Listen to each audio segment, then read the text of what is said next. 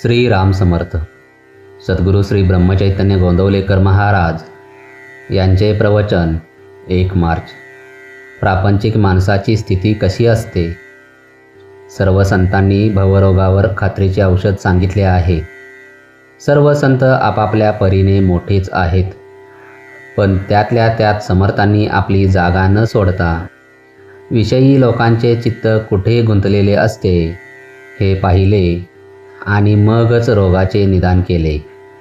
आमचा मुख्य रोग संसार दुःखाचा असून तो सुखाचा आहे असे वाटते हा आहे. रोग कळून आला पण औषध जर घेतले नाही तर तो बरा कसा होणार? रोग असेल तसे औषध द्यावे लागते. अजीर्णाने पोट दुखते ते भुकेने दुखते असे वाटून आम्ही अधिक खाऊ लागलो तर कसे चालेल? संसार ज्याला दुःखाचा वाटतो त्यालाच परमार्थाचा उपयोग. एखादा दारू पिणारा मनुष्य दारूपायी आपले सर्वस्व घालवतो.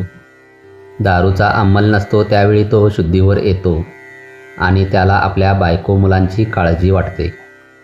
आपला प्रपंच नीट व्हावा असेही त्याला वाटते, पण त्याच्या बुद्धीला त्यातून मार्ग सुचत नाही. मग तो पुन्हा इतकी दारू पितो की त्यात त्याला स्वतःचा विसर पडतो आणि अशा रीतीने त्यामध्येच तो स्वतःचा नाश करून घेतो. अगदी याचप्रमाणे प्रापंचिक माणसाची स्थिती होते. पहिल्याने प्रपंच बरा वाटतो. मनुष्य त्यात रमतो. पुढे काही दिवसानंतर तो थकतो. त्याची उमेद कमी होते आणि म्हणून आता आपल्या हातून परमार्थ कसा होणार असे त्याला वाटते. पण नंतर तो पुन्हा जोराने प्रपंच करू लागतो आणि शेवटी हीन अवस्थेत मरून जातो.